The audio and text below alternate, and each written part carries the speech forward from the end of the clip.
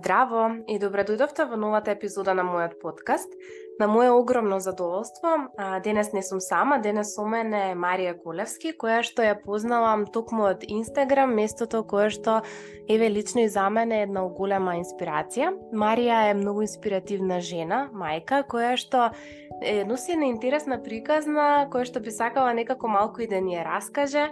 Ова е една жена која што ја живее својата страст, која што не се плаши да ризикува, да ја проширува својата комфорт зона, да излегува од неја и да носи големи промени како за себе, така и пошироко. Здраво, Марија, добре дојде. Здраво, Елена. Ти благодарам првин вака за прекрасното представување. Секогаш убаво, нели, кога ќе се слушна онака како другите не доживуваат и малку да се подсетиме, нели, кога ќе заборавиме на некоја наша вредност или кога малку ќе сме онака по-даун некој период. И уште еднаш да ти се заблагодарам и за поканата. Значи, мене ми е огромна чест и задоволство што ќе бидам дел од твојот подкаст.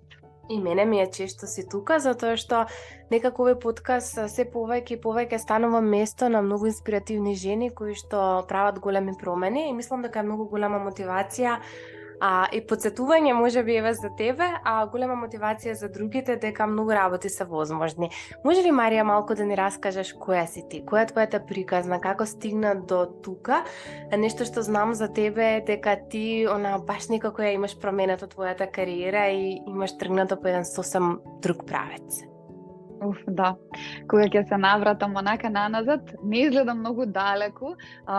Периодот кога донесов баш голема одлука за промена, меѓутоа кога ќе размислам, јас всушност донесов промена уште и по самото завршување на факултетот. Инаку, еве да се представам од почеток, нели, јас сум Марија Колевски, сопруга, мајка сум на две машки дечиња, по професија економист, меѓутоа ете по самото завршување на факултетот веднаш некако започнав во IT светот, некако ги открив оние позадински работи кои што ми беа многу попривлечни и кои што ме мотивираа уште повеќе да истражувам и да учам нови работи, бидејќи тоа ми беше предизвик, нели, секогаш да научиме. Ја имав слушната онаа изрека, нели, секогаш секој ден научи по барем едно нешто ново и тоа ми беше некоја мотивација.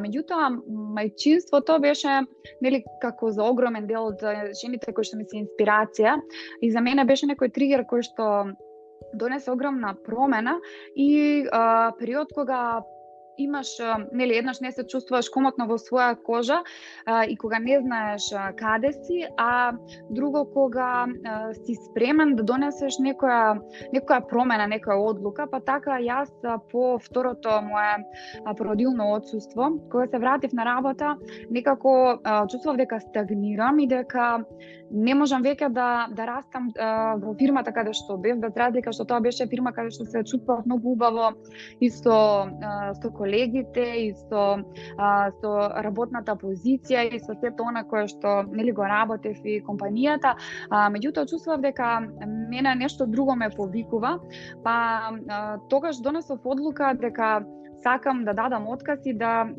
ја градам онаа животна страст која ете во тој момент јас не можев ни да ја видам по широката слика. Имав многу моменти на падови каде што не можев да се одговорам на прашањето што правам во овој момент. Меѓутоа, она што го започнав беше да работам на својот блог каде што сакав да го споделам сето она моje искуство кое што ги имав по породењето, мајка. Сакав да зборувам, нели, за партнерските односи, сакав да зборувам и за женската енергија. Едноставно сакав да зборувам за сите оние работи кои што јас како курсеви, како едукации ги поминував и за мене беа едно огромно откритие и мислев дека се некои работи кои што некако многу малку се зборува за нас, а се од огромна важност.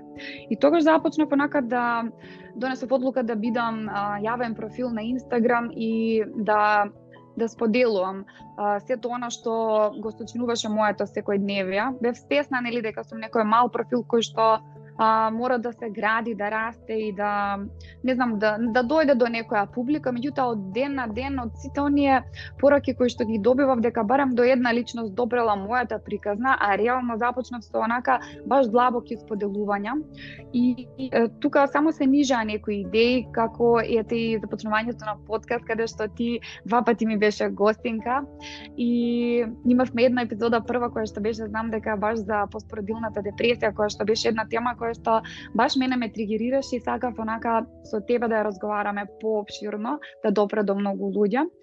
И така ни везна линк за новие две епизоди што навистина се многу убави. Да, ќе ставиме после.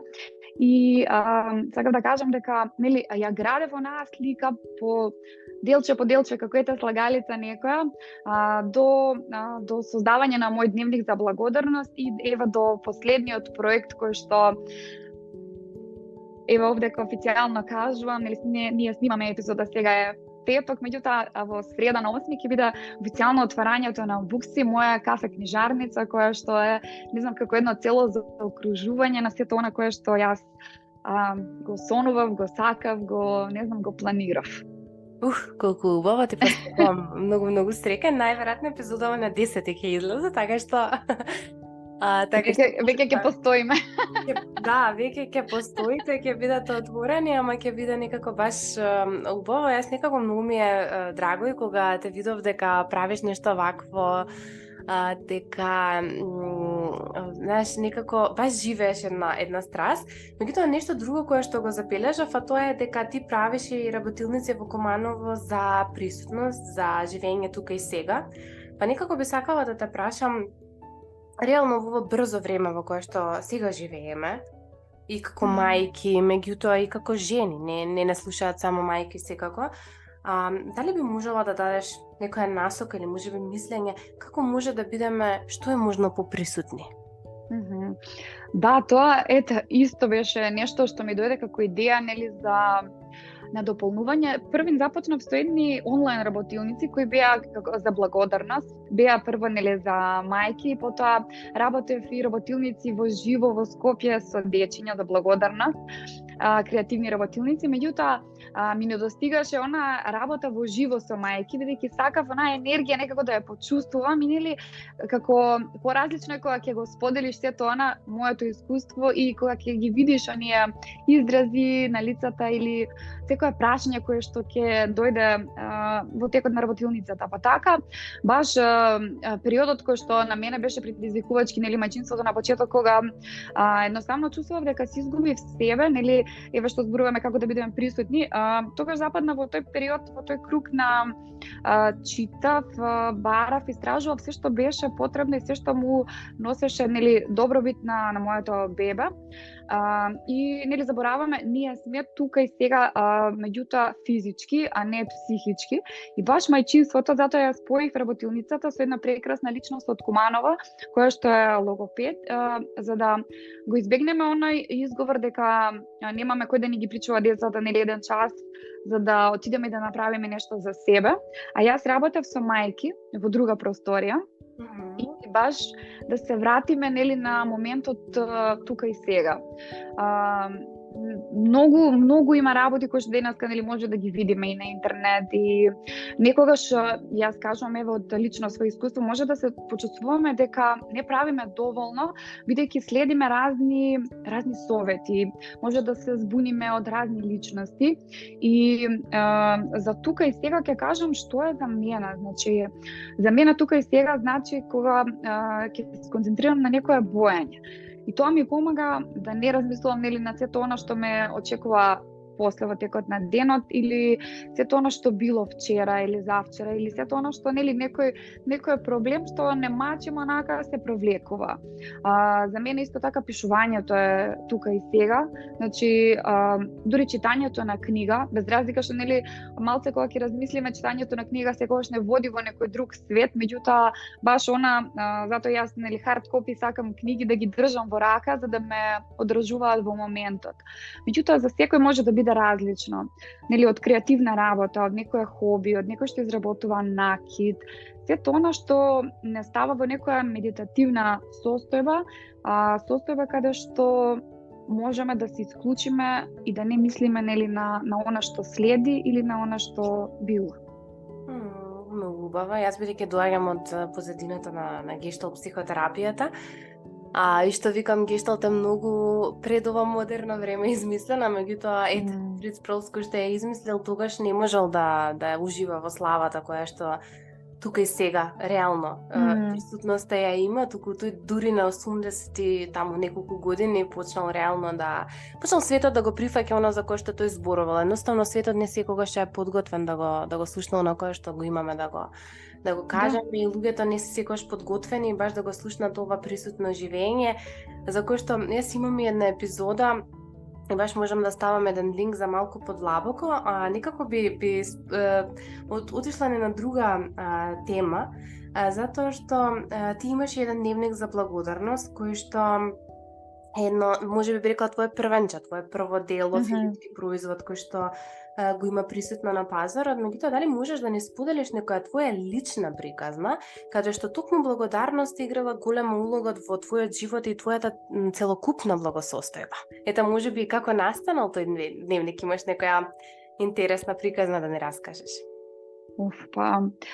Баш кога зборувавме нели за прашањава и кога размислував на оваа тема, една лична приказна, јас навистина не можам да издвојам, например, една лична приказна. Можеби, сега што го живеам периодов со букси, со реализирањето нели на тој сон е огромна благодарност, само што ќе погледнам нели на сите луѓе околу мене кои што се најдоа за да може да го остварам тој проект. Меѓутоа, благодарноста за мене има огромна улога уште од самиот момент кога ја сватив она свесна благодарност, бидејќи реално не од секогаш функционираше со мене таа благодарност или афирмациите или било која техника која што сум ја прочитала за личен раст и развој. Секогаш се бунтува егото, секогаш имаме некој скептицизам кој што ни вели да, сигурно, ова ќе ти помогне сега, или да, толку е едноставно ти да живееш така лесен живот. Меѓутоа, ето, дневникот за благодарност мене ми беше идеја која буквално ме разбуди од сон. Значи, и сите оние идеи кои што некои ми дошле и онака ми се гледале како големи, многу значајни за мене, ми дошле така и буквално јас работев на тој дневник, значи во секој момент слободен што го имав, толку возбудена. И потоа најдов на пречки, нели, за да сето тоа се испечати, па за да го финансирам сето тоа, ама едноставно јас не размислував во тој правец колку комплицирано може да биде и само бев благодарна на она што можам да го пренесам и на оној момент кој што успевав да го сработам. Прво бев задоволна од самата себе, нели, како можам сама да искреирам нешто, па како ќе го пренесам, па кога сватив всушност дека нели благодарноста не се само оние 3 работи кои што ги наброиме, зашто мора да се навлезе некако подлабоко, нели, да ја почувствуваме таа благодарност и тој дневник дојде, значи, со, ќе кажам, огромна леснотија. Значи, без разлика што имаше многу некои, да кажам, позадински работи кои што најдуваа како проблеми, јас некако ги тргам на страна и знаев дека ќе дојде до решение. И така доаѓав и до многу луѓе кои што ме насочуваа и до информации, и до се потребно за да биде реалност. И јас ниту еден момент тогаш не престанав да бидам благодарна ниту на еден контакт, ниту на еден телефонски разговор што го правев, ниту на времето што не се погодило, нели, за да можам да отидам таму, ако требало нешто да направам, да земам, да изреализирам. И така секој ден пробувам да најдам барем нешто убаво, значи дури и оние моменти што биле најпредизвикувачки за мене кога нели имав се соочив јас со многу големи стравови, малку сега излегувам од темата за нели кога децата знаеа да се разболат, имав еден период и тоа беше за мене како безизлезна ситуација. Меѓутоа денеска со оваа свесност јас многу полесно ги помирувам тие работи токму на сметка на благодарност. Значи, кога ќе помислам, убаво е, можеби ова е една важна приказна и за мајките, бидејќи сепак повеќе мајки не слушаат како благодарноста може и да не смири, да го смири тој мајчински страв за здравието на деца. Да, зашто јас знаев да отидам нели во крајност, дека што може да се случи, а сега знам да се смирам, да отидам во друга крајност, дека нели ова е настинка која ќе помине или дека така се расте или дека не ни е прва настинка, сме поминале и други и ја наоѓам благодарност токму во тие моменти. Ова е баш убаво. Мислам дека многу значајно за мајки, затоа што многу мајки го носат тој што е природен, вроден, мислам, меѓутоа кога некако не обзема, не преплавува, многу е важно е како некоја техника. Имаш ли нешто како техника, например, што го правиш, од типот на кога ќе те обземала тој страв да седнеш и да размислиш за сите оние работи за кои што си благодарна или можеби е само нешто кое што едноставно е стекнато? Мислам дека веќе ми е стекнато. Знаеш, го чувствувам онака како затворам една врата, отворам друга врата. Значи, се трудам да погледнам веднаш на другата страна, зашто ги имам многу освестено сите ситуации кои што ги поминувавме. Знаев дека, например, кога јас изгледав тажна или оптеретена нели со тие настинки, Младен, конкретно моето поголемо синче, нели, не излегуваше толку брзо од таа настинка. Во денешно време, овој период, многу побрзо излегуваме од тоа, затоа што тоа се трудам и него да му го пренесам. Да, баш убаво. Само дали можеш да ни споделиш за да стигнеш до ова ниво, да ти отварам една врата, затварам друга, нели отварам друга, колку време ти всушност ја практикуваш благодарноста? Затоа што многу имам и ти знаат и да ми пишат, меѓутоа и клиенти каде што ќе се даде препорака, меѓутоа го прават тоа 3 дена, 5 дена, па дури, не знам, 3 недели или 1 месец и едноставно немаат се уште видено некаков бенефит.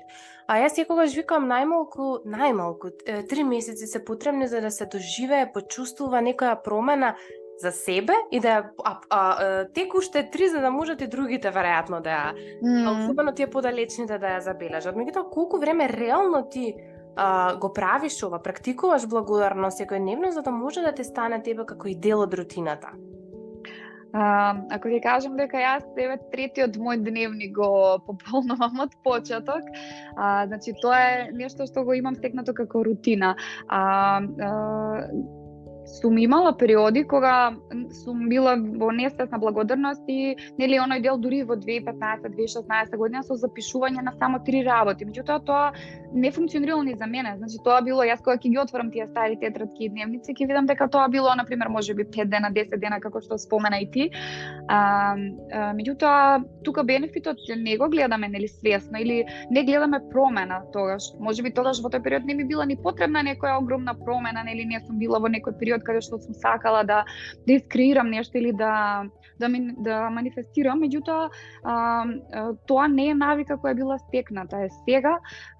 Значи сега ми е навика која што буквално јас секој ден не го пропуштам тоа и има нели периоди кога што ќе сакаме да прескокнеме, да се одмориме или било што, меѓутоа благодарноста пак некогаш не бара и запишување. Значи можеме свесно да чекориме по улица и да бидеме благодарни на тоа што го гледаме околу нас или на воздухот што го вдишуваме или на не знам денеска има сонце убаво или есента какви жолти лиси ни дава или буквално во се можеме да ја најдеме таа благодарност. Значи тука е тој момент кога е створена таа навика, али баш како што кажа, нели 21 ден од она што го слушаме, читаме, дека препорачуваат нели да се изгради една навика, меѓутоа уште многу подолго за да онака ни влезе и да биде баш усвоена навика. Да. Или јас многу ја сакам таа реченица, замисли дека денес се будиш без сето оно за кое што вчера не кажа благодарам. И мислам дека тоа е нешто кое што мене лично многу ми помагало секогаш за да можам да ги освестам кога, да речем, имам ден кога баш онака се е за никаде. И мислам дека се е за никаде, кога ќе повторам оваа реченица, окей, не е се за никаде, дај да видиме сега што е добро. Што не е токсично, барем јас така го доживам, тоа не е токсично позитивно, затоа што не го негирам она што не чини, она што не го сакам, она за кое што сакам да го променам, не сум задоволна, боли, пече и така натаму, Тука меѓутоа не влегувам па ни во на црно-бело размислување или се е црно, се е бело, туку ги гледам боите и што е оно што е тука. Значи, ако некако сумирам, најмалку 3 години редовно практикуваш благодарност, исто сакам да го знаат тој и другите, за да не, знаеш како мене многу ми е важно да личниот раст и развој некако се што викаме да се запомни дека е процес. Процес кој што не завршува и процес кој што ако пред 3 години се снимавме, веројатно исто така ќе зборувавме за некои теми, меѓутоа секако на многу некое поинакво ниво и за 3 години, дај Боже да снимаме повторно, ќе биде, верувам, на многу повисоко ниво.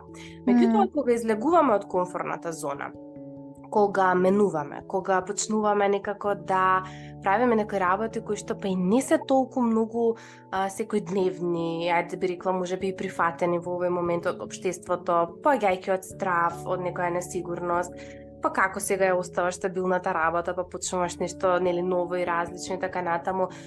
Дали може да ни споделиш како ти го надминуваш стравото, туѓото мислење од коментарите, реално си изложена и на Инстаграм и со објави, со твојот блог, на кој начин се поддржуваш да излегуваш од твојата комфортна зона и да ги некако држиш настрана туѓите коментари?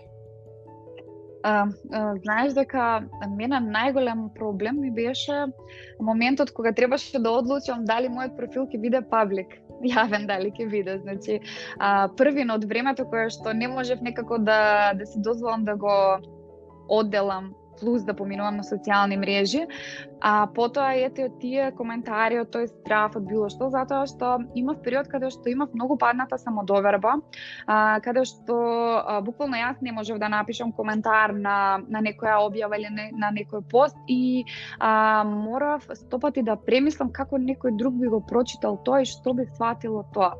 И сега тука, значи, огромна работа лежи на себе за да се надмине тој период и во тој момент кога јас се почувствував подготвена нели за да го направам и да објавам прв текст или да напишам прв ньюслетер или да објавам слика од себе на Инстаграм со некој текст кој што нели за мене има длабоко значење, се помирив нели дека може секакви коментари да има. Меѓутоа, јас до сега не сум имала некој негативен коментар и може не сум ни, да кажам, релевантна, компетентна, да кажам како би се однесувала.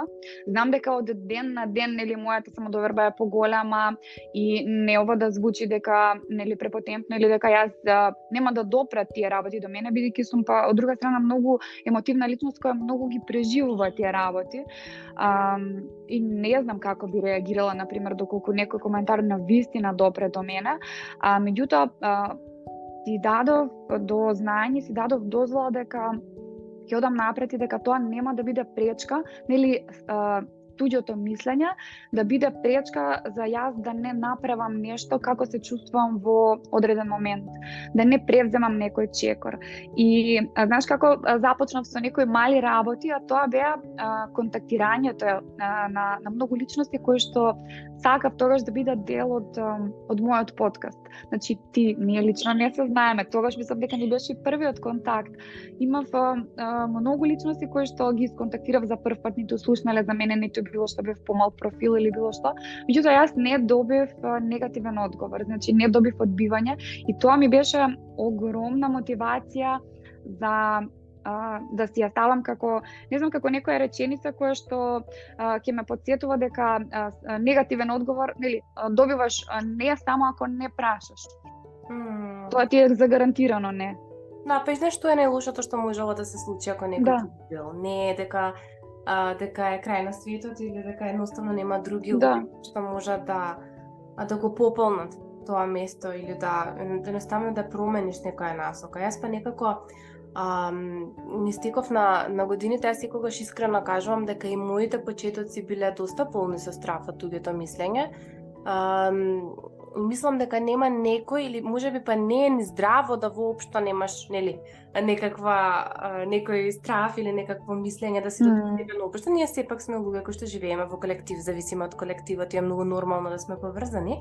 Меѓутоа па многу е негативно кога тоа не получи, затоа што многу често е апстрактен овој страф. Не ти многу убаво рече пишувам нешто и сега си викам, окей, другите како ќе го примат. Некако тоа веројатно многу ја кучи креативноста. Барам кај мене, ги памтам почетоците кога имаше и кај мене на таков период кога ги обмислував објавите, па сега чекај некој ако го прочита, па сега што некој ако рече ова за кое, за што е, и сватев дека потполно ја губам автентичноста и дека јас не можам да се пројавувам во секоја моја улога, дека не можам да пишувам за сите, затоа што да речеме многу често кога пишувам некоја објава, јас сум свесна дека таа објава не е за некој кој што пати од депресија. Меѓутоа ако јас или некој кој што пати од гранично расстройство на личност, или некој кој што пати од психоза, или некој кој што пати од генерализирана анксиозност, меѓутоа ако јас седнам, чисто како психолог ги носам еве некои етички моменти на моето пројавување и си реков ако јас се обраќам само на болна група или на група на луѓе кои што патат, кои што имаат состојба со здравјето, кои што не се баш така, да речам, во завидна некоја состојба, јас нема да можам да се обраќам на никој. Значи, и застанав и реков, окей, јас ќе се обраќам во делот објавите за оние личности кои што се добри, на кои што им треба само мотив, на кои што им треба поддршка, на кои што им треба потпора, затоа што не е, знаеш, овде си тргнав некако која е мојата намера. Затоа што која е добра намерата, знаеш, она некако енергијата со која што истото се пушта е многу поразлична. Не можам да им служам на сите тука и сега во исто време, но можам да служам на многу голем дел на личности. Па така има и некои објави кои што се токму за оние кои што патат од депресија или токму за оние кои што патат од анксиозност и така натаму. И ова е нешто мислам дека што мене исто така многу ми помогнало да едноставно прво си ја видам која е мојата намера кога нешто се објавува, кога нешто се вади и да прифатам дека нема да можам да им служам на сите. Да, ама ти јасно ја шириш целата твоја приказна и го кажуваш тоа дека, например, не можеш да примиш нели плюс клиенти со кои би работела еден на еден, кои реално нели ја имат неголемата потреба, меѓутоа со се тоа што го креираш настрана, ти им служиш на уште поголем број на луѓе, па и како што спомена нели, да, и некој ќе го надмине може тој период или таа депресија или било што, со слушање на може само една реченица која што ќе му направи клик.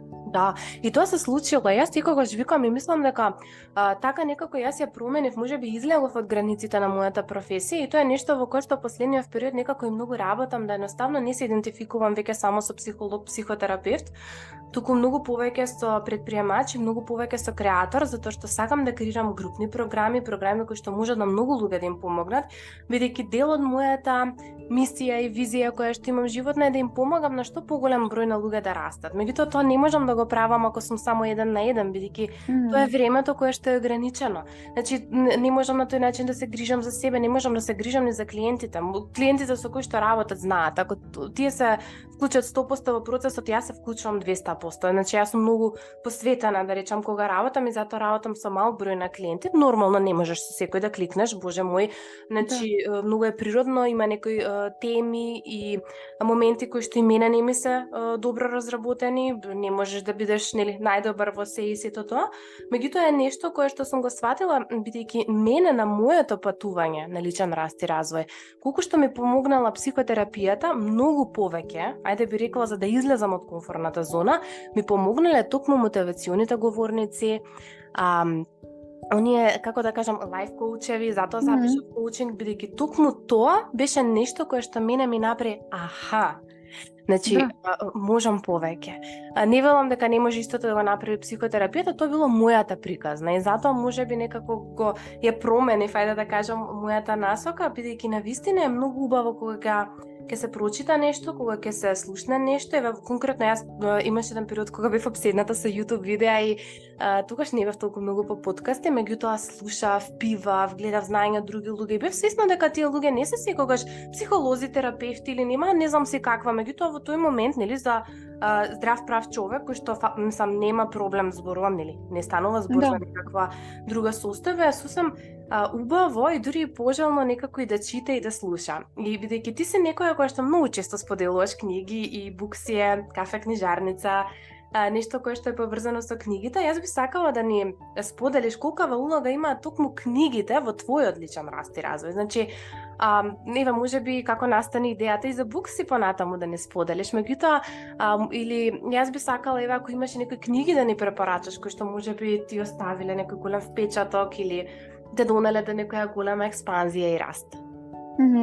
Да, книгите за мене стварно имаат огромна улога, зашто јас читам од многу мала и не знам, обожавав библиотека, бев зачлената од мала и пишував од многу мала и впивав, значи барав книги, немаше книги што дома на пример, нели ми соодветствуваа на возраста, ги немав прочитано, па потоа почнав да читам некои така други книги, уживав во тоа и од секогаш имав некоја желба, нели да имам своја книжарница, некоја кафе книжара, меѓутоа кога да разговарав нели со многу луѓе, тој сон многу луѓе го делеа и некако може тоа ми беше како од една страна да кажам сон, зашто нели не го гледав дека ќе го реализирам, си мечтаев дека некогаш ќе се случи, меѓутоа баш во оној момент кога ќе го ставиш да ти биде цел, тогаш настапуваме кон реализирање на оние големи сонови.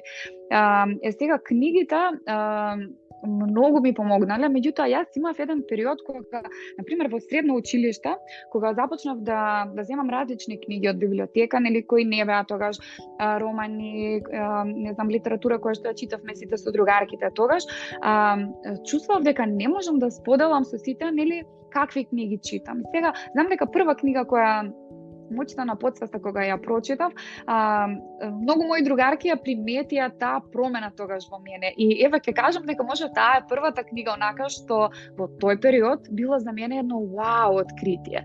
И тогаш дознав нели за потсвеста, тогаш дознав за сето она што си го ставаме во глава, во позадина, како може да креираме, да манифестираме, без разлика што нели тој збор манифестација тогаш воопшто не беше во мојот речник или не знаев тогаш што значи, колку имав 17 години, например, и продолжив да читам такви книги и можам да кажам дека различни книги во различен период за мене биле од огромно значење. Сега можам да набројам неколку книги што на вистина во еден момент еве имало и книги што јас ќе се фатам дека сум ги почнувала неколку пати па не сум ги прочитала и тоа окей, сватив дека во тој момент јас не сум била подготвена за таа книга. Тоа го имав разберено, на пример, дека разлика колку книги сега ќе ни препорачаат, нели, еве мотивационите говорници ќе кажат оваа книга, значи мора да ја прочитате и многу луѓе ќе се фатат нели за таа книга и ќе очекуваат некоја промена и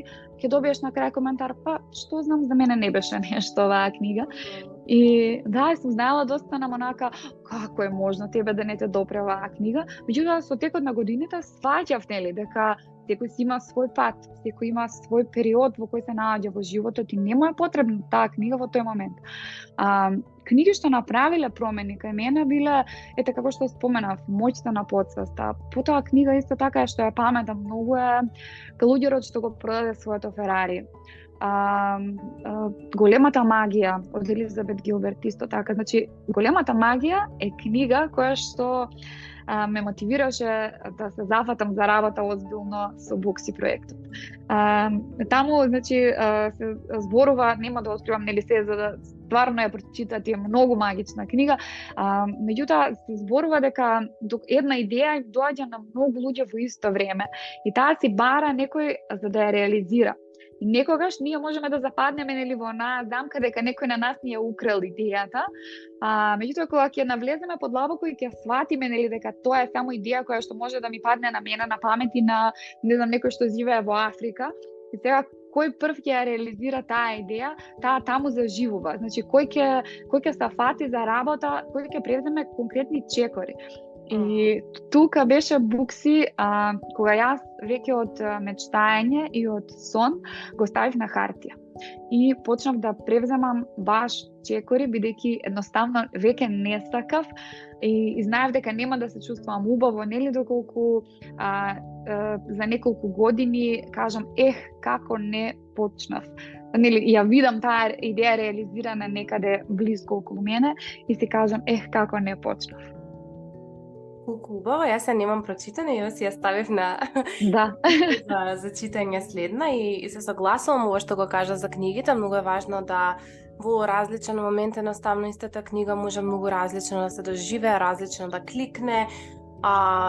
Тука многу зависи периодот во кој што се наоѓаме, меѓутоа и капацитетот кој што го имаме во истиот момент. И зашто бараме? Зашто понекогаш кога барам некоја книга, имам некоја, да речеме, барам некој одговор, ајде да кажам, на одредено прашање, многу често книгата во моментот знае да ми го даде одговорот, онака како што нели јас ќе ја прочитувам. Видов дека во моментов ја читаш Untamed од Гленон Дойл. И мене тоа ми е, да речеме, една од омилените книги кои што многу јас секогаш викам во моментот кога ја прочитав, во моментот настана програма асертивна.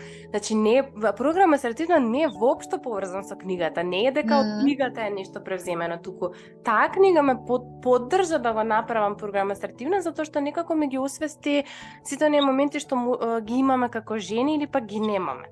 Ајде така би рекла. Има многу луѓе кои што ми ја препорачав и кои што ја прочитаа и беа како, окей, ништо. А кај мене донела нешто многу, како што оваа книга баш ќе ги ставам во описот повеќето книги за кои што зборуваме, чисто да може да си ги пронајдат оние кои што нас слушаат. А нешто кое што исто така те гледам, барем споделуваш на стори, видов нешто пред некој време сподели околу реики и така натаму. Дали може да ни споделиш што те привлекува во личниот раст и развој, тоа се некои алтернативни правци, малку можеби можеш нешто околу реикито да ни споделиш, духовноста и зашто сметаш дека сето ова е важен дел од живеењето? Вака, сега сакам да кажам уште нешто за книгиве и одма ќе се вратиме на реики. За Untamed исто е книга која што имам неколку, може 2 години дома ја имам. Еднаш ја имав, почнато и ете не бил моментот. И баш ти што кажа, нели, наоѓаш одговор во книгите, јас почнав да верувам, нели, дека секоја книга тебе те бара. Значи многу книги кои што ги имав така дома, почнав да ги читам, да ги препрочитувам, баш во моментот кога им дошло време. Така Untamed сега многу ја уживам, дури младен ми вика, мамо, оваа книга најдолго ја читаш. Некако мене ептен ме допира книгата и исто така знам дека можам да ја препорачам и од Луиза Хей Живот, значи исто прекрасна книга, Атомски навики, која што баш направи некоја промена, значи таа мислам дека 2 пати имам читано и целата е подплечена за градење на навики. Меѓутоа, ова баш како што го кажа, нели, ќе најдеме одговор или кога ќе ја догледаме некоја книга на полица и знаеме дека таа книга не повикува во тој момент. Да се согласувам потполно. Има такви книги кај мене исто така што некогаш ме повикале во одреден период, а некогаш многу долго време седат. Ама знаеш како веројатно самиот живот, самите потреби си го носат она што ни е приоритетно во моментот и да го прочитаме и да го знаеме. И стално викам, не секогаш ни е потребна поддршка од такви книги, некогаш ни треба стручна литература, нели, согласно професијата која што ја работиме, некогаш ни треба, не знам, маркетинг литература, бизнес литература, не знам, економска некоја литература, медицинска, без разлика, зависи која професијата што ја правиме, а некогаш на вистина овие за личен раст и развој знаат да донесат многу голем раст и развој. Да, и окей да се направи промена, значи мене многу ме освежува од кога ќе направам, например, ќе скокнам од некои книги за личен раст и развој во некоја тотално лесна книга што ќе ме освежи малку. Да, како забава, значи нешто кое што е релаксација и хоби. Меѓутоа овие за личен раст и развој знаат и да преплават и знаат некако да не се баш многу забавни и многу во функција на опуштање, туку некако повеќе во едукација, беш би рекла поголемо стегање, можеби overthinking моментот на премногу размислување уште толку да се зголемува. Може сега да вратам на пишање. Може, за реики. Реики пристигна исто така сосема случајно во мојот живот и може ќе кажам дека е некој знак кој што го игнорирав некое време или давав предност на некои други курсеви во тој момент. Секогаш на пример имав нешто што ми е поприоритетно, па ги пренасочува финансиите таму. А реки секако ми беше како некоја информација последниве 3 години може така, која се движеше околу мене. Инаку реки е, значи, представува животна енергија и е всушност техника која што се користи за исцелување, која што е, ќе речам, како комплементарна на медицината. И кога ме праша исто така, нели, за кои алтернативни правци ме привлекуваат, тука ќе ти одговорам дека Јас бев личност која што многу се плашеше, нели, од се што е надвор од, еве ќе кажам, медицината или она што е докажано. Кога прв пат се сретнав со ароматерапија, многу истражував на тоа поле, зашто мојата главна мотивација за ароматерапијата беше дека сакам да ја вметнам во секојдневието за да го подобрам имунитетот на моите деца и за да го подобриме квалитетот на нашиот живот. Меѓутоа, оно што се случи беше дека јас главно на себе ја користев и сета оваа промена што ја гледам може, нели, започнала и со ароматерапијата. Она што го добив како одговор од една личност која што ја прашав тогаш дали е ова безбедно, бидејќи, нели, секогаш читаме лавандата колку добро влијае за смирување, за успивање, и поставив прашање кое што е медицинско лице исто. Ја прашав дали како може да делува толку лавандата смирувачки да не е некој опијат. Она што го добив како одговор беше што ми го промени размислувањето, а тоа гласеше: чудно е како секогаш се сумневаме во природата и во она што не обкружува, а никогаш или ретко, еве ќе кажам, или има некој што чита, никогаш не ги читаме оние работи кои што, например, одиме на лекар и ќе ни ги препише и одиме во аптека и ги земаме тие лекови. Значи, тука слепо веруваме. И тоа беше за мене нешто што ми го смени размислувањето, и потоа тука се надоврза хомеопатијата. Меѓутоа, сите овие работи се комплементарни, значи на медицината, и се нешто што се надополнува на диагностиката која што ја дава медицината. Дури и рейки, дури и ароматерапија и хомеопатија, ниедна од нив не оди без симптом кој што, или некоја диагноза која што не ја дадена, нели, на што се стремиме.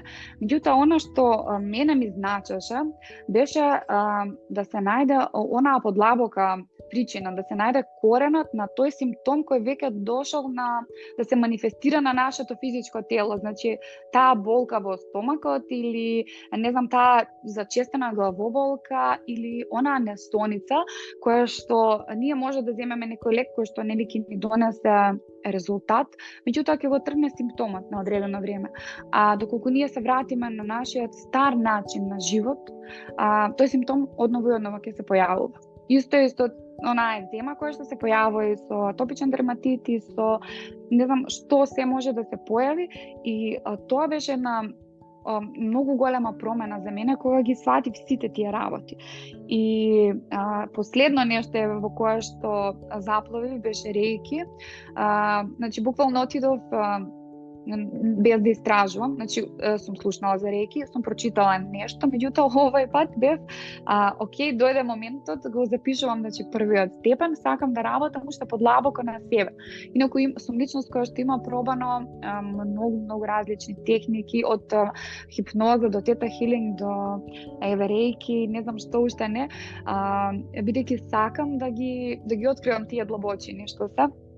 И кога почнав со рейки, значи тоа беше вау, откритие некое, значи чувството, енергијата која што навистина се чувствува, и го практикував, значи првиот степен е само за работа на себе, тие автотретмани се прават на себе и го практикуваш некој подолг период. Моментот кога почувствував дека сум заситена, се консултирав со тие што ми се мене учители, и ми кажа дека ова е знак или подготвена си да одиш на вториот степен. Вториот степен сакав само да го практикувам на моите деца. Знаев дека тоа е практичар кој што нели можеш веќе да работиш со други луѓе, меѓутоа баш од она што ти го споменав на почетокот, дека некако се плашам сета таа енергија да ја преземам врз себе и дека многу ги размислувам и преживувам туѓите ситуации, работи, проблеми. И мислам дека никогаш нема да бидам подготвена тоа да го работам со некој друг. Меѓутоа, ете и тука се случи баш од моментот кога почувствував онака дека имам енергија која што некако сакам да ја споделам со другите, и тука ми беше уште една онаа потврда дека нели сите наши таленти, сите наши знања ќе биде себично да ги задржиме само за себе. И така еве мислам дека од пред 1-2 недели започнав и со третмани со други луѓе, и уште по неверојатно искуство беше тоа за мене. баш убаво, ти посакувам многу среќа и тебе еден нов, Ти кажам, благодарам. дел од твојот живот. И сега некако, можеби ќе ти отвора малку мајчински теми, така некако и дојде, така, првично ти било некако се што имаш променето, веројатно дошло заедно со мајчинството. Меѓутоа, може ли да ни откриеш како успеваш да бидеш мама без драма и да останеш и смирена и можеби да откриеш, ако знаеш, што за тебе како родител е најавтентично? Мама без драма, искрено, не успевам секогаш да бидам. Мислам дека никој не може онака Никој не може нормално. да успее. Меѓутоа, многу голема промена гледам кај себе, да. Сите промени мои лични се токму базирани, нели, врз мајчинството. Оној момент кога сватив дека, нели, многу убава реченица имаше една: не е доволно да умреш за своите деца, туку треба да живееш за нив и треба да им покажеш како се прави тоа. И во секој оној момент кој што јас се гледав дека, нели, сум жртва, пробав да го трансформирам секој тој момент да биде во полза за нас. Значи, и моите деца почнаа да ме гледаат многу почесто со книга, да ги кратам оние моменти, да кажам, нели, бидејќи бара, како сум еве година и поскоро 2 дома, нели, тие бара уште поголемо внимание од мене, уште повеќе игра заедничка наместо индивидуална. Јас на почетокот чувствував огромна грижа на совест да не им го пружам тоа, меѓутоа гледав дека со текот на месеците мене тоа почна многу повеќе да ме исцрпува. И сега тука започнав, нели, да работам многу поинтензивно на себе, да ги барам сите оние одговори кои што мене ме мачаа во мајчинството.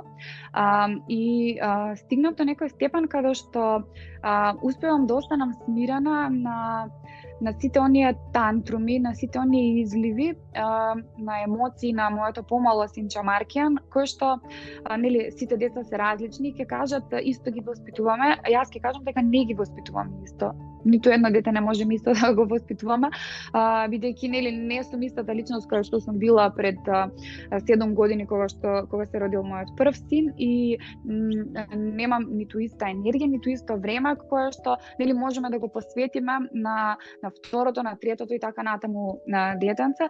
И затоа велам дека не ги воспитуваме исто, меѓутоа важно е да ја најдеме онаа автентичност на самото дете и да му го пружиме она што тоа го бара. Секој дете има и свои различни барања и различни потреби. Јас некако така го сваќам и така го гледам тоа.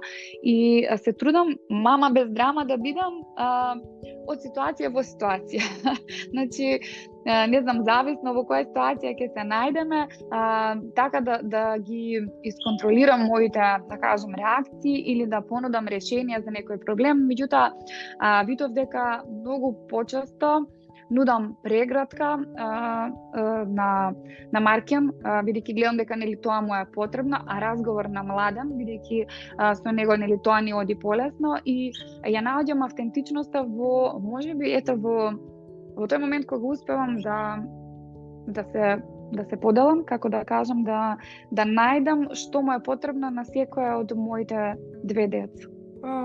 Многу убаво, фала ти некако што го донесе ова, и фала ти за оној дел каде што сподели дека си забележала дека ете таа игра, знаете, ти исцрпи, дека си нашла нешто кое што е алтернативно, и мислам дека тоа е еден голем дел од мама без драма, да едноставно прифатиме дека окей, значи не можеме да бидеме совршен родител, нели, по нечии стандарди, туку мора да ги видиме нашите стандарди, како некако да бидеме задоволни со сето тоа што се случува, и нормално да веруваме во процесот, во нашите деца и во нас како родители. А кажи ми, ако се вратиш назад со Младен како бебенце, таза породена, го држиш во раце, доаѓаш дома, влегуваш дома, ти си баш онака, те речам, исплашена, можеби не си била, ама ретко која мајка ја имам сликата пред очи. Што би кажала на таа Марија? На таа Марија?